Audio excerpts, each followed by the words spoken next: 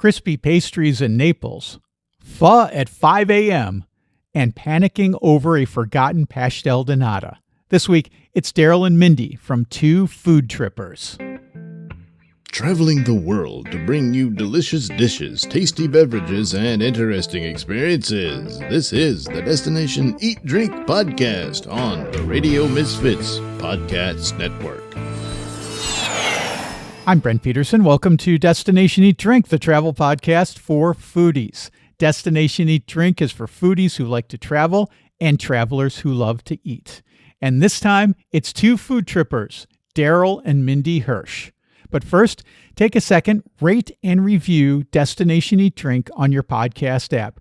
And check out my foodie travel ebooks with all the best things to eat and drink in places like Lisbon, Porto, San Sebastian, and Seville. You can download them at buymeacoffee.com/Destination Eat Drink. And thank you very, very much. Daryl and Mindi Hirsch are a foodie traveling couple originally from Philly and Atlanta. They're the brains behind the award-winning blog 2foodtrippers, and they've been featured in USA Today, Parade, and The Guardian. You can visit them at 2foodtrippers.com. That's the number 2, foodtrippers.com. They write food travel guides, coffee guides, and pizza guides to cities around the world, giving excellent tips for enjoying everything from high-end cuisine to street food. Daryl and Mindi tell me about living out of a suitcase for 3 years and some of their fave dishes like octopus stew in Lisbon, pizza in Naples, and a cafe with handmade cuckoo clocks on the wall. Oh, and one note about this conversation. Mindi and Daryl live in Lisbon, and since I live nearby, I met them at Honest Greens, a restaurant in Lisbon. So you'll hear some background noise and other diners enjoying their meals, and I think it adds to the ambiance of our conversation. Okay, I'm starving, so let's eat. Destination Eat Drink. Daryl and Mindi Hirsch, 2foodtrippers. Yes. Welcome to Destination Eat Drink. It's great to see you in person. I've been following you for quite a long time, but I'm glad that we got to meet here at Honest Greens in Lisbon. We're glad to. We're happy, right? We got the Rio Tejo right in the background here, and it's beautiful. It's a great spot. I've been to this restaurant, Honest Greens. They've got a few throughout Lisbon, and I've been to them before. I took my brother to one of these when he first came to visit us here, but I haven't been here, and I really like this area because I love this neighborhood, the Park of the Nations, because Commonly called Expo, by the way. yeah, because of the expo that they had Yeah. at the turn of the century, Uh-huh. and it's a new neighborhood, and it's so different than the rest of Lisbon. Oh, yeah. I'll come up here every once in a while. They have the mall, or just different things will bring us up here. It's funny because we're always hanging in downtown, and then you kind of forget that this is kind of the more modern part of the city with like skyscrapers and such. And I think not a lot of tourists come here unless it's for maybe the aquarium or something like that. They'll pass through here because usually you might you may switch trains at Orient Station if you're coming down from, say, Porto or Coimbra, and you have to switch and you're going down to Algarve. That's what we actually took our honeymoon here. Interesting part is we had taken the train in, and then we didn't even know the Continent was right across the street. Being curious travelers back then, we were like, "Ooh, a Portuguese supermarket! This has got to be interesting." Continent. And How Yes. exotic. Yeah. Cool. And so you honeymooned in the Algarve. How long ago was that? When did you guys get married? We got married in 2007, and Okay. we actually started in Porto, made our way down through Coimbra to the Algarve and back up to Lisbon, Nice. not knowing that we'd eventually live here. Yeah. It was same for us, except our first time here was 2019, which is really late for us. We've been coming to Europe for 20 years together, me and Karen at that point. But we came here in 2019, loved it, but had no intention of moving here. And 2 years later. I bet in the early 2000s, if you ask most Americans, like, where is Portugal? They'd be like, I don't know, is it like inside Spain? You'd have Right. no idea. Right. And here we are. You Yeah. guys have been here for 6+ years. We've been here for 3.5. You guys are originally from Philly. So before we get into the travel thing, the main question, Pat's or Gino's? Generally, when I was a kid, I would go to Pat's. But, like, I think you always, with these kind of things, you always have to separate, like, what a sort of, like, tourist cheesesteak would be from, like, a really great cheesesteak. Now you've got the best cheesesteaks are made by, like, John's Roast Pork, Angelo's. What was the place over Reading Terminal Market we went to? Gus's. Uncle Gus's. We went to this place in Reading Terminal Market, which is owned partly by the people from Angelo's, and it was just knocked my socks off. So there is a better level of cheesesteak. Also, you could go out to Roxborough. There's Chubby's and D'Alessandro's, and those are very good. So, yeah, Pat's, it's 4 a.m. You have nowhere else to go. You're probably going to go to Pat's or probably Which Pat. one? I would go to Pat's. Okay. For probably a number of different reasons I don't want to get too far into. But that would be if there's no other choices. But is it the best cheesesteak in Philly? I think most people would say no. What about you, Mindy? Well, I grew up in Atlanta, Okay. and I did not grow up with Pat's or Gita's, but I would have to say Angelo's. Okay. Angelo's. Yeah. As I was walking out the door this morning, Karen said to me, she said, "Who are you talking to today?" And I said, "Daryl and Mindy." And she said, "Oh, Philly, there's a Philly cheesesteak place in Lisbon." And I didn't look it up, but I'm curious. Have you guys tried it? Have you been there? It's actually on our Instagram. If you go on, there's a little Okay. video about it on our Instagram. Yeah, they're doing a really good job. They've kind of found a way to, like, pull a few levers to make it work. You know what I mean? Mm-hmm. So, like, for example, instead of, like, in Philly, they'd be using ribeye steak, whereas here they're using picanha because that's kind of like what's hanging around. But they're doing a really nice job. Okay, good. All right. So why was it that... Oh, and a great chicken cheesesteak there, too. Oh, interesting. Buffalo chicken cheesesteak. Okay. Yeah. And what about the cheese itself? Is it... I think they're using... They're using some sort of Dutch cheese. Yeah, they're using some kind of like an Edam cheese or Gouda or something like that. Okay. That seemed to work best for them and what they're trying to do. Because I think they wanted to do something milder, but like the Portuguese, they want a little more flavor in their cheese. Yeah. So that was like a big thing. Good, good. Yeah. So you're in Philly. You guys got married. You're living there. What made you decide to pack up and hit the road? Well, I take full credit or blame for that because Okay. we both love to travel. We love to eat. And when we were traveling and otherwise, and I just was really fed up with the whole corporate world. And Preach on, sister. I know, and I was burnt out, and I really wanted to travel for a year. And Daryl, meanwhile, was happy in his job, happy with his bands and his life.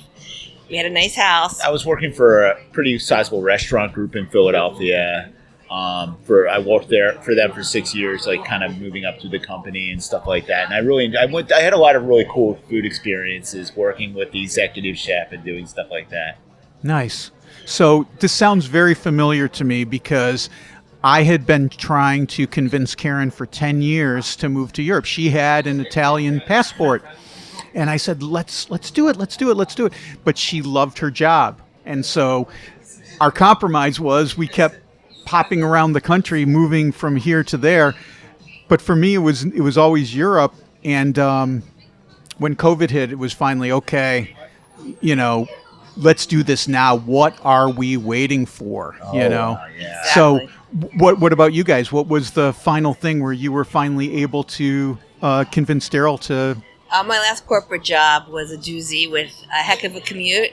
And I just said, this is it. I was not born to drive all day long Yeah. to and from. And so I won't say I gave Daryl an ultimatum, but I gave him a choice, and he decided to come along. Okay, yeah, I do like my job, but to travel the world for a year, I mean, could I turn that down? No, I don't think so. So that was in 2016, and we've never returned. Yeah, So it's yeah. been So more than a year turned into this. Yes. Okay. So where did you go? You weren't in one place at that point. You were digital nomads, right? Yes, and that was for 3 years. We lived out of a suitcase for 3 years through like, hey, can you keep us, we'd stop at our family's place with our suitcases and then we wonder what the heck was going on with us.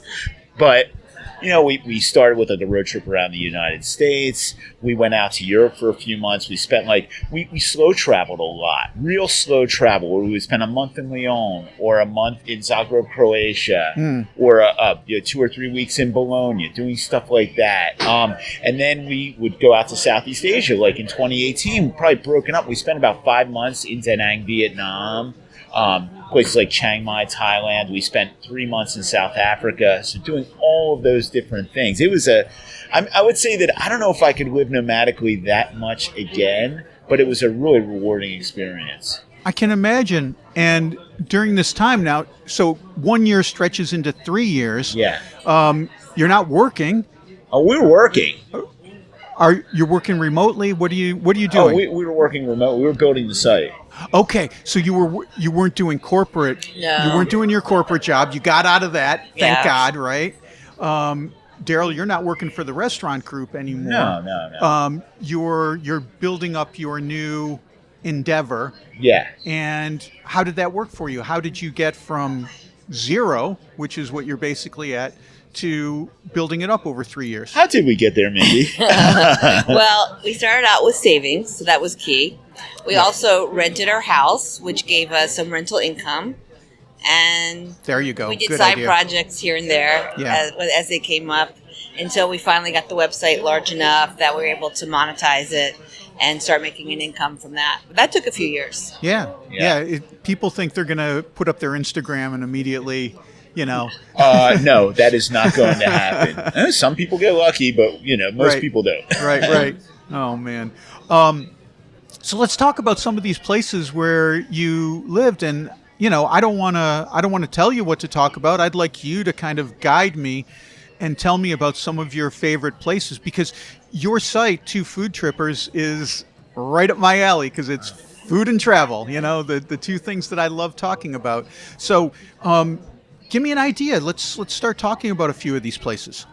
You first. Okay, me first. So we started out in we always gravitate a lot toward France and Italy. I guess being in food, Yeah. I guess you're always going to be moving toward those places. So we did a road trip around the U.S. and then we traveled to Lyon and spent a month in Lyon, France. Amazing. And back then I think it was things have changed a lot since the pandemic in certain ways. We were traveling, we were able to get good affordable Airbnb, hang out, and just check out the restaurant scene, really dig in depth, even see local places that were serving rotisserie chicken, or places that a lot of bistros, a lot of what they call bouchons. Bouchons. Yeah, They're in amazing. Lyon, and able to we even were lucky enough to go out to one of the Saturday eating parties in one of the bouchons, and that turned into a connection that took us out to a cheese festival out in wow. near the Alps, doing stuff like that. It was really really amazing.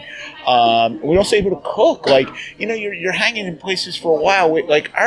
Our vacations in, say, the early 2000 teens and stuff. We would go to a city like a Naples or a Paris or Lyon or something like that and say, oh, look at all that great food. I wish I could cook that. Look at all that fresh food. Look at how amazing these European markets are. I really would love to cook that. And finally, there you are. You have a kitchen. You have a month to do it, and doing things. You always have to do things that scare you, but you find a way to do it and really develop your whole food repertoire. It's really amazing. This is the big advantage, in my opinion, of slow travel, in that you can sit in one place and you can get a place with a kitchen. Because when we go for short breaks, for 3 or 4 days, there's so many great places that I want to go that we end up not cooking at home. But if you're there for a month, you can go to the market. You can now. Yeah. Well, back then there was I think it was our last week and a half there. We walked into a producers festival where they had all these different farmers from different areas, and one farmer was selling this beautiful duck breast from Gascony for, I think it was 8 or 9 euros for this enormous duck breast. And I was like, I gotta buy it. I gotta try this. Yeah. So sure enough, luckily you have the internet to basically guide you through it. And we had an amazing dinner the next night. It was something I'll never forget. Wow, that's incredible. Yeah. One thing I want to say about Lyon, because it's one of my favorite, everyone knows this is an incredible gastronomic experience. And, you got to go to a bouchon, make reservations. Oh, yeah. But the other thing that's great about Lyon, in my opinion, is lunch is a great time to go out and eat, especially go where the office workers are going, because they always have a special, and it's always super high quality food. That's the thing about Lyon, is you're rarely going to have a bad meal there.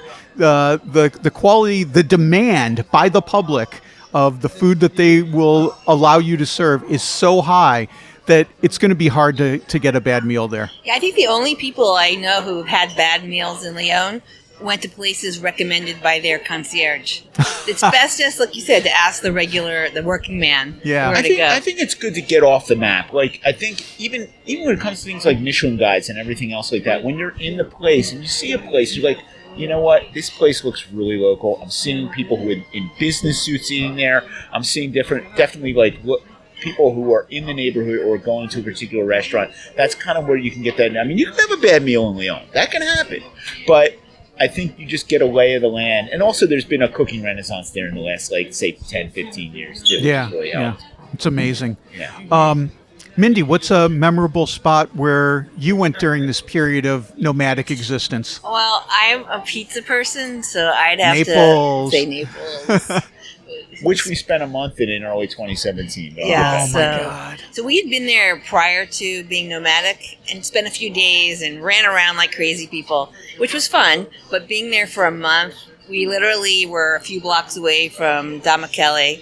So we would wander over at 11 a.m., walk right in, skip the line pretty much. And we ate at all many of the great pizza places, but it's more than just pizza there. I mean, all the food in Naples is great. Yeah. I would have to say that is a city where I have never had a bad meal.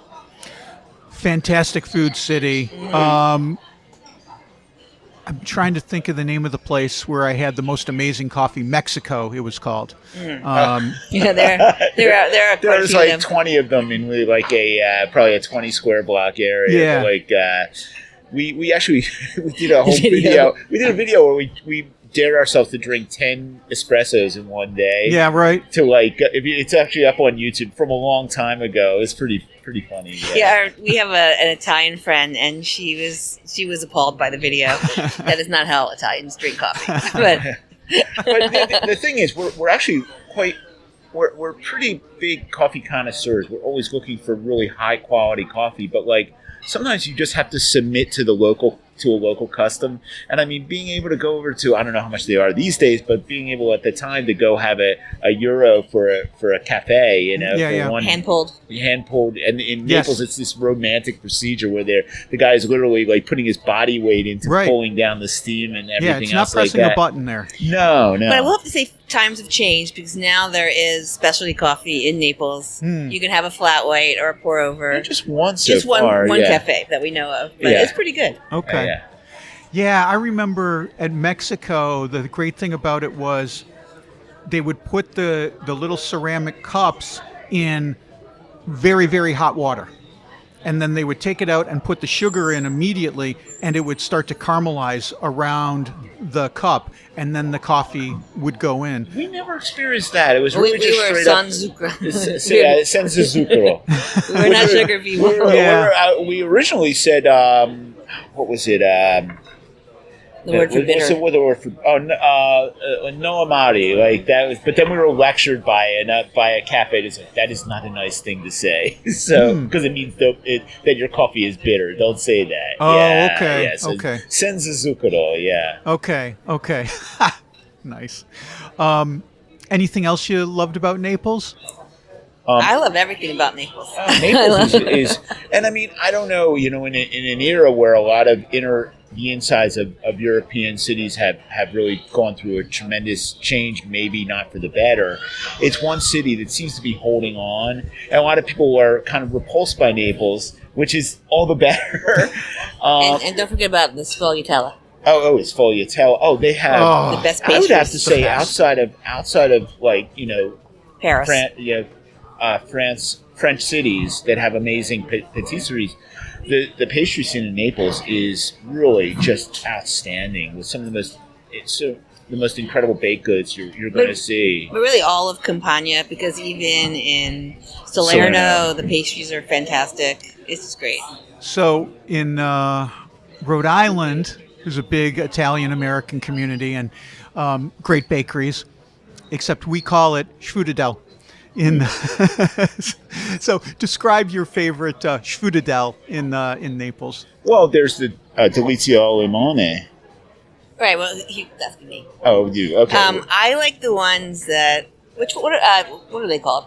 There's two different types of sfogliatella. There's Riccia and Sfoglia. I forget what the other one. Yeah. Well, I like the ones that are flaky, and the best ones Super flaky. have cherry. Oh, okay. Like on top. Like there's this place called, was it Solitella Mary? Yeah, they did. It's unbelievable. Yeah. What was the- Amare. Amarena. Amarena. Yes. Yeah, Amarena, which are the like Sour. the sour cherries Yes. that are preserved. Like they're sort of like sort of an Emilia Romagna answer to maraschino. You know. Yeah, right. That same thing. Yeah. A Oh, little man. smaller. Yeah. Sweet, just as sweet. Really good. Yeah, so good. Oh, man. I got to go back to Naples. I keep threatening to go there for St. Joseph's Day so I can get a Zapel. Oh, but it's not just that. There's also the grappa. Yeah. These donuts, these sort of horseshoe shaped donuts. Oh, right. What are the snowflakes? There's a newer pastry shop that does pastry called Fiocco di Neve, and it's sort of snow. It's sort of a brioche type pastry with a little bit of cold, like really cold cream in the middle. It has the powdered sugar on top, right, too. And they do it in different flavors, but it was like his pastry chef, I think he was on Top Chef Italy, was that? Yeah, or something like, or Master Chef, one of those like cooking shows, and they challenged him to come up with a new pastry, and it just became this very famous thing, and they're amazing. Wow. Just amazing. It's worth a flight. It is absolutely. Okay, It is. we can fly by Ryanair. We You can get can. there cheap, you man. bet. Yeah, they quite frequently to Lisbon. Yeah. Oh, cool. So we did France, we did Italy. You mentioned Southeast Asia. Southeast Asia, we did mainly Vietnam. We've done some Thailand. Mainly, we spent about a month in Chiang Mai, and we did some time in Bangkok. Mindy has spent a lot of time in the Thai beaches, but that was quite a while That was ago. a long time ago. But Vietnam, to go in Vietnam to understand that pho is almost like a breakfast food. You get up at, say, 6 a.m. to go out. You'll have pho at 7 a.m. Or we were in Da Nang, and you go out to the beach in Da Nang, 5:30 a.m., 5 a.m., packed with people. Really? Yeah, all playing like sports and such. Volleyball. And then what would you do after? Yeah. Yeah, so they have a dish in central Vietnam called mi Wang. It's spelled like mi Quang or mi Quang, but it's pronounced mi Wang. Miquang. Mi Wang. Mi Yeah, Wang. and it's a noodle dish. It's got a little bit of broth, and it's really great. It's like a Protein. fettuccine style rice noodle. Okay. So that was breakfast in Da Nang.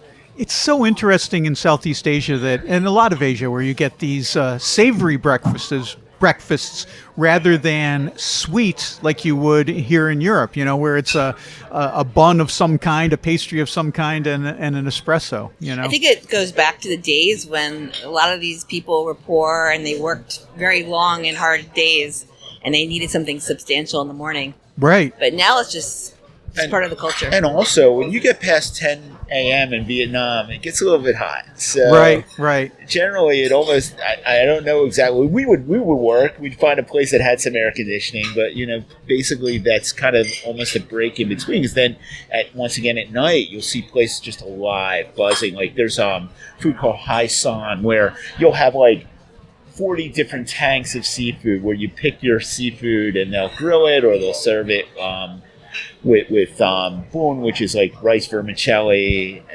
and doing different things like that. Oh, nice. Yeah, interesting. So Southeast Asia, Europe, where else did you guys go? We were also in Japan. We spent some time in Osaka, Oh, which is quite a Osaka. food city. I've wanted to try and connect with someone in Osaka so that I could do a episode about that city, and I haven't found the right person yet. So I'm going to rely on you guys. Tell me about Osaka. Well, we were there for a couple weeks. It's a pretty deep dive. And there's so much more, I think, that we just want to touch on. We had a favorite noodle shop where, like, you actually go into the main train station, and it was literally like 4 levels underground. Wow! With, like, no windows. You'd walk in, it was a little like curtain. They were these very thick ramen noodles. It was just a relatively different experience than you have heard about with Japan. The thing is, I think you have to have a good mental map to know where to go when you travel through these different train stations and shopping centers and knowing where you are. But the market there is fabulous. You can have some of the best sushi of your life. is in the market, Yeah. and street food is fantastic. I think that's also a city where you can't have a bad meal, or at least it would be challenging to find one. Right. I mean, from high end to cheap eats, it's like it's all there. I've heard other people in Japan say that you can actually get really good food in the train station. Oh yeah, for sure. Well, you were talking about so street food in Osaka. You have takoyaki, you have okonomiyaki, but then we also walked through their main market, and there was a guy just slicing tuna right in the middle of the market. Give it to you on a plastic tray. Right. You'd have some tuna sashimi or tuna over rice, and it's really with little salmon eggs on top. I don't know. It's just a very unique place that way. So after 3 years of living out of a suitcase, did it just wear on you? You just get tired of it? You just said, we need to find a place to land? What? Well, I'd have to say the first year was very exciting, and we were trying to figure things out. The second year was really good. The third year was hard because we were kind of tired of dragging our bags everywhere and going to new places and starting over every month or two. So at that point, it was time to end it. Okay. So we that with 3. I think 2 years would have been optimal. 3 years was our limit. Yeah. To have a home base can really make a difference. You just feel like you just want to be able to set up your own. Like for example, here in Lisbon, I set up an Asian pantry in my kitchen. Right. It's where just I can cook all sorts of Chinese food and stuff like that. Sure. That was actually during the pandemic, but just to have those little creature comforts of knowing that you're going to be in one place makes a big difference. So how did you decide on Lisbon in Portugal? Well, as we mentioned, we spent our honeymoon here all the way back in 2007, but we didn't ever think we would live here. But as we were traveling around, we had made some very good friends in South Africa they're actually Australians, and we visited them in the Algarve. And they enlightened us on the possibility of getting a visa in Portugal. Mm-hmm. Since we already love Portugal, it was pretty much a no-brainer. And 6 months later, we were living here. Yeah. And now, 6.5 years later or whatever, you're eligible to apply for citizenship. So it's a pretty nice deal. It is. I think we want to stay here for a while. It's nice. It's a good home base, and the funny part is the longer I'm here, the more I discover about Portugal. It's kind of I think the first few years you're like, well, I miss this, I miss that, but now I've come to appreciate the things that I can get here. So tell me about some of the things that you really like about Lisbon, some of the places that you like to go. Do you have favorite haunts that you're hanging out at, getting a great meal or getting a great coffee? I think the beauty, and this is what I think a lot of Americans who come here don't understand it, because I think America is a eat out culture. They'll go out to dinner almost every night. It's always we're bringing food in or something like that.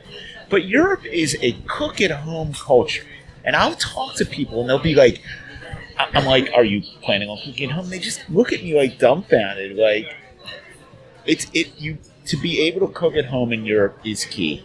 I mean, you've got all this beautiful charcuterie, all this great cheese. I'm a big cheese fan. That's one of the things that I love about Europe.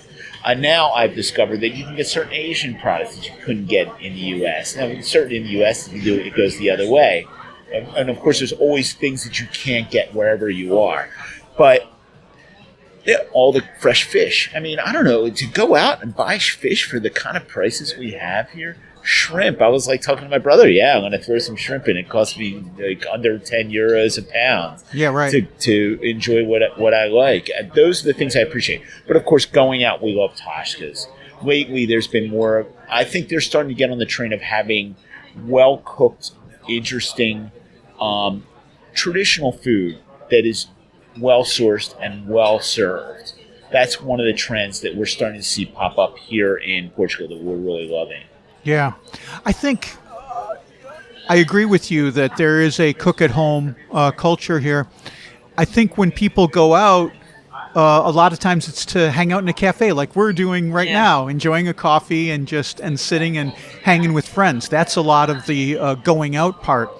And the other thing is, it's you don't often see people, in the States, we would have people over all the time, and you see a little bit of that, but there's less of hey, come over to the house and let's, do this. It's more, let's go meet somewhere and hang out and, and talk and have a drink and whatever. Yeah, I think we do both, but lately we've been more into the Tashkas, meeting friends there, or just going ourselves, where we just have more simple food, and we have places we really like. We've been to a lot of the Michelin-starred restaurants, and they're very great and everything, but you can only do that once in a while. Yeah, it's a splurge, right? It's a splurge. Yeah. It's a lot of food, and it's.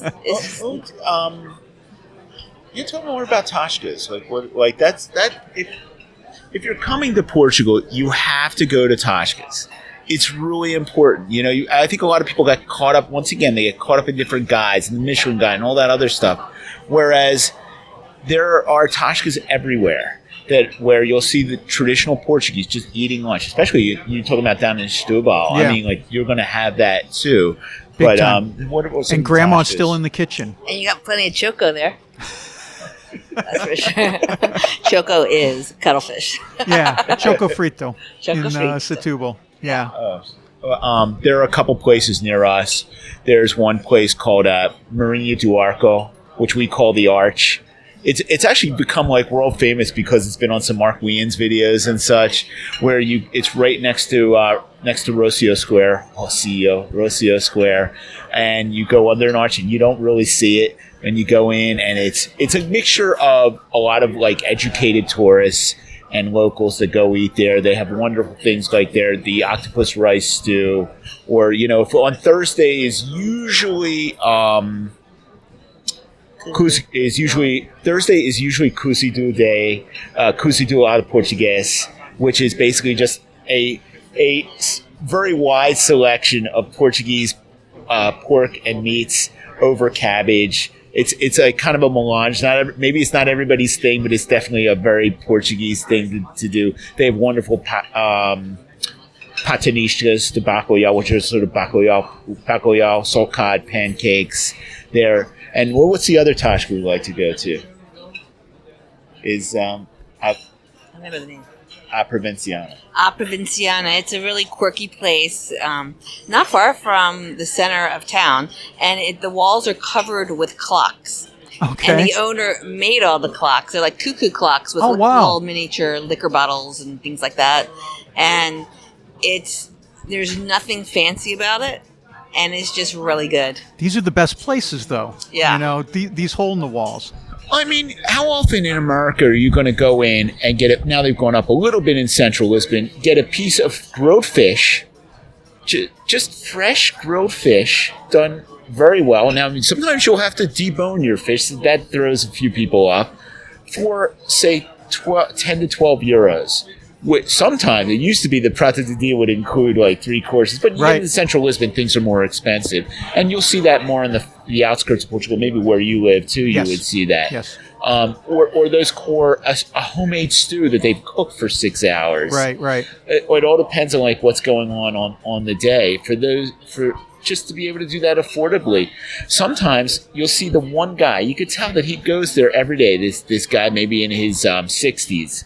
Will come, sit down, order his grilled fish, and then every day for dessert they bring out his segment of melão, which is like almost like honeydew melon, but Portuguese style, and that's what he'll eat every day for lunch. That melon is so good here. Oh. I can't tell you how many bad honeydew melons I had. I stopped buying it in the States because it was always hard and flavorless. And when I saw it the first time at our market, Livramento, I was like, oh, okay, well. And then I tried it. I'm like, this is the greatest. This is better than cantaloupe. This is the greatest melon I've ever had. That gets back to the cookie at home thing. You go to any Pingo Doce or Continente, everything it may not be the best fruit and vegetables that you're going to have in the world, but it is high quality. Yeah. And it's reasonably priced because we have to remember the Portuguese have some of the lowest salaries in Europe. So if a grocery store wants to stay in business, they better have low prices so the Portuguese can afford it. Yeah. I was talking to Mindy before, and she's like, let's talk about annoying food trends. And I said, I love it. Let's do that. That sounds like so much fun. Oh yeah. Okay, I'm going to let Daryl start because that was actually his idea. Okay, good. So I'm not going for you. Make him the bad guy. Yeah. It's really strange all over Europe now. I think because of maybe a lot of younger people traveling, you're getting less traditional food in the street and getting certain businesses. So the first annoying trend we have to say, and they're the smash patty burger places. Oh, yeah, everywhere. I mean, look, I love a hamburger. You know, when we first started traveling, we would go look, especially around Eastern Europe, if you order a cheeseburger, you're probably going to get meatloaf on a bun. Yeah. But now, someone taught somebody how to make a smash patty burger, and I just get the feeling that someone says, the latest rage, smash patty burger. You open down the block, all the kids come for your smash patty burger. You know, like... We're not in a big city in Portugal, in Setúbal. We have 2 of those places within a 5-minute walk of our apartment. And how many ramen shops? Yeah. 3 or 4, maybe? A lot. That's light. So... For whatever reason, they're just opening ramen shops all over the place. I don't understand it. Some are a little strange and quirky, especially here in Portugal. Now, granted, there are a few just fantastic places for ramen in Lisbon. But on every corner, do we really need a ramen shop? I mean, do people travel across the Atlantic to have ramen? In Portugal? Yes. Yes, they do. I guess they do. Based on the lines we see in our neighborhood, yes. And I love a good pastel de nata, and every once in a while I'll have one. You know, my birthday we went to Pastéis de Belém, and I had a pastel de Belém, and it was great. It just kind of brought me back. Which, by the way, if you're coming to Portugal, the best nata shop is going to be Pastéis. Well, you say pastel de Belém because that's what they call them there, and they are a little slightly different. You really need to go there. I know everybody talks about the other place being so great, but pastel de Belém is our favorite one.